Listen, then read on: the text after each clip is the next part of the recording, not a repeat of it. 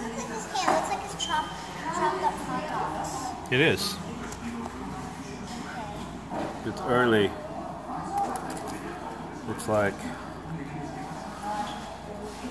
It's only like 8 o'clock actually.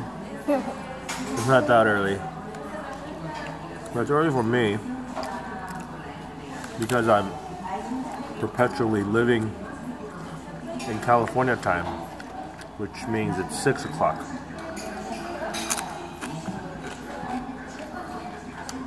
I'm trying to get an early start. I think our plan is to drive a lot today. I know. I'm not happy about it either. It's your plan. You don't have to do it. It's true. We'll see what happens. You didn't eat any eggs? Why not? Your shirt's falling off you. I'm done. Okay, Wolfie. This help Wolfie drink water. Oh, don't put it in the water. You just did. That toy has been in so many yucky places. I just stuck it in your water. Like in your butt. Hey.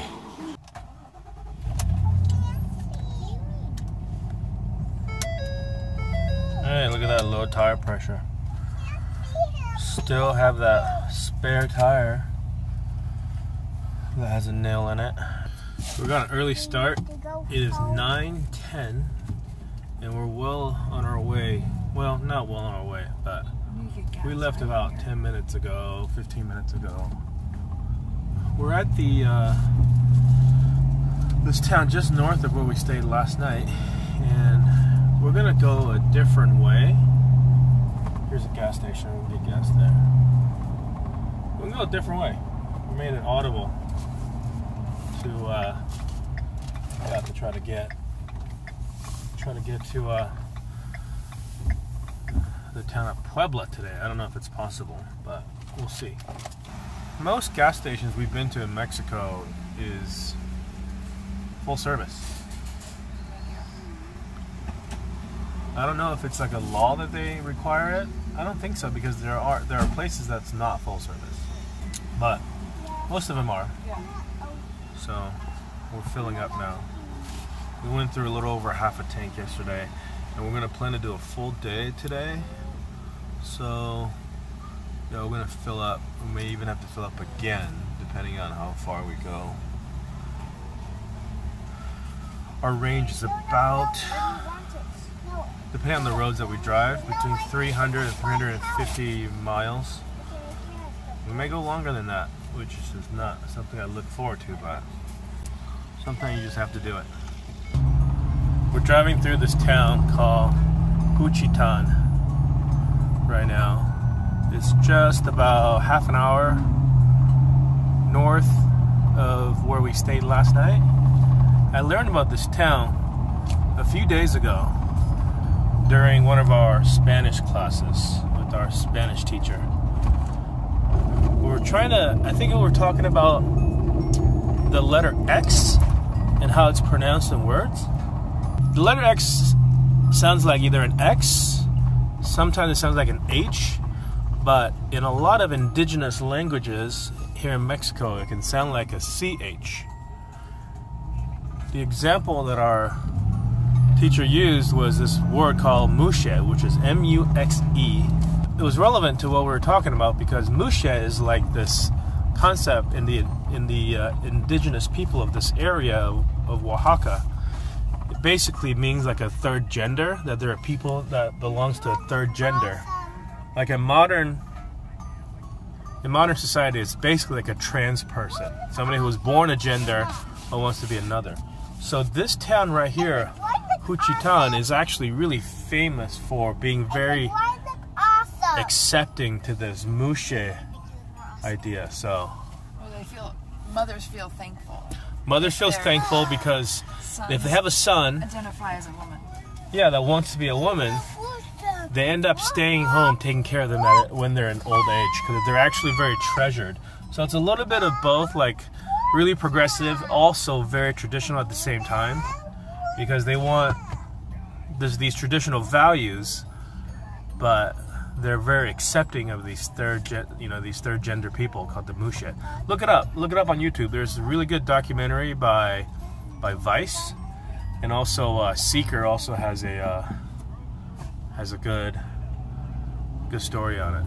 You know, spending a month in Oaxaca was something that I wanted to do, but I knew very little about like the uniqueness of the Oaxacan people.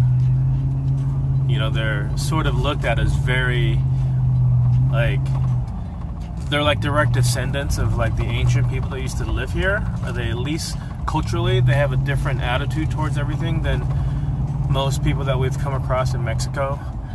They talk with an accent.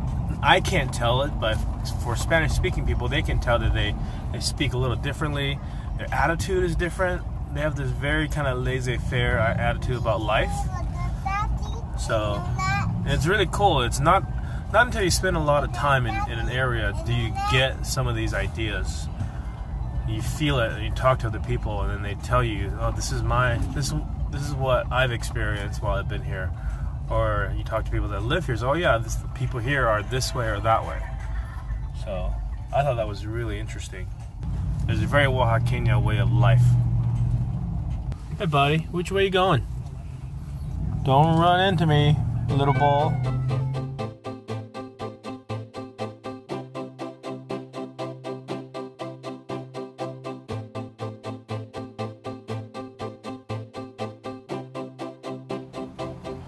We have made it to a gas station. This is on, we're onto the toll road, by the way. So this is Mexican toll road 145D. It is in the state of Veracruz. We're way closer now to the Gulf of Mexico than we are the Pacific. So it kind of went straight up, and then we've gone straight up and then to the west a little. So we're not quite halfway. Well, maybe we're about halfway to where we want to go. We don't know exactly where we're going to be tonight. We might just end up at a gas station overnighting or something like that. But at least for now, we're just making progress.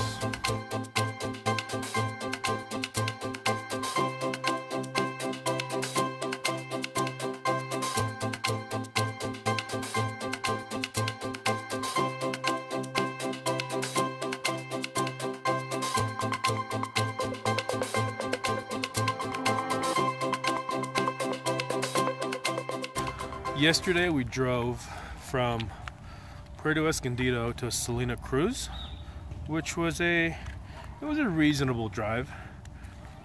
We did it in about 3 hours, 3.5 hours, I think, which is usually our full day.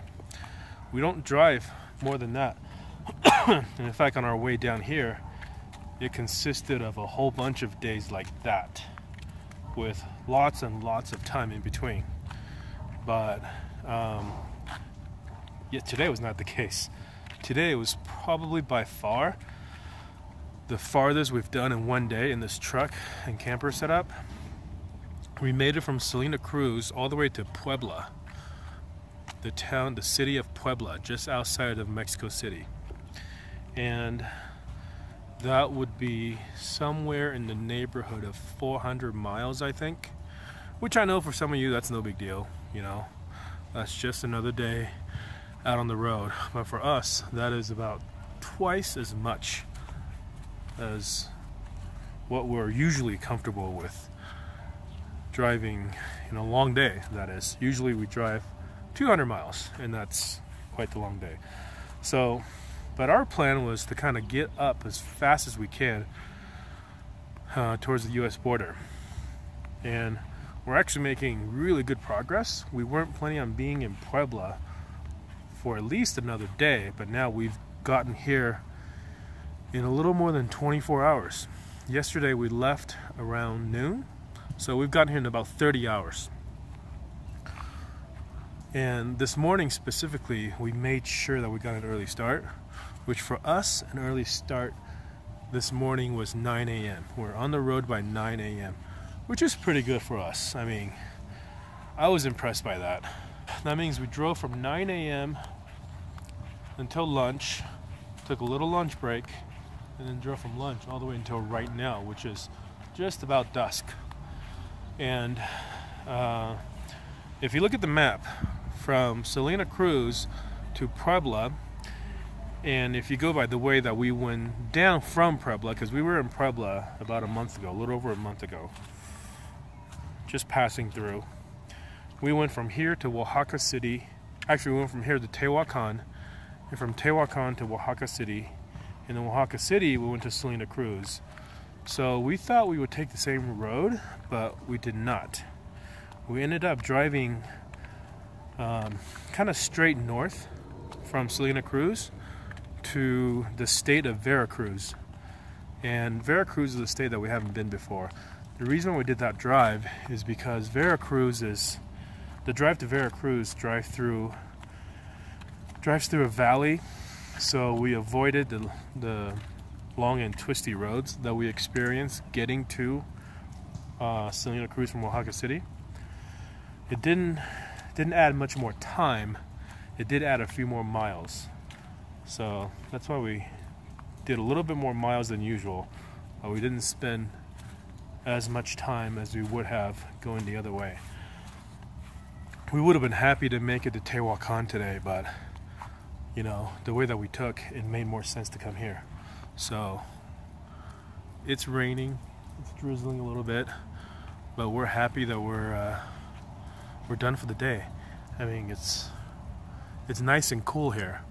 We actually drove by the third tallest peak in North America on our way down the mountain. So we went to Veracruz and we had to cross over the mountain back to the high plains of Mexico. So now we're in the Mexico highlands, which is where Puebla is, it's where Mexico City is and all that. So we're at about 7,500, maybe 7,200 feet in elevation. The highest peak we climbed was I think 8,600 feet in elevation, and we drove really close to, I mean, the peak was really close to us. We drove within, I don't know, a few miles of the third highest peak in the North American continent, which was almost 19,000 feet. Big snow-capped volcano. So that was really cool. Anyways, we're here. We're gonna relax. There's a guy right there that's gonna want some money from me. So I'll see you tomorrow.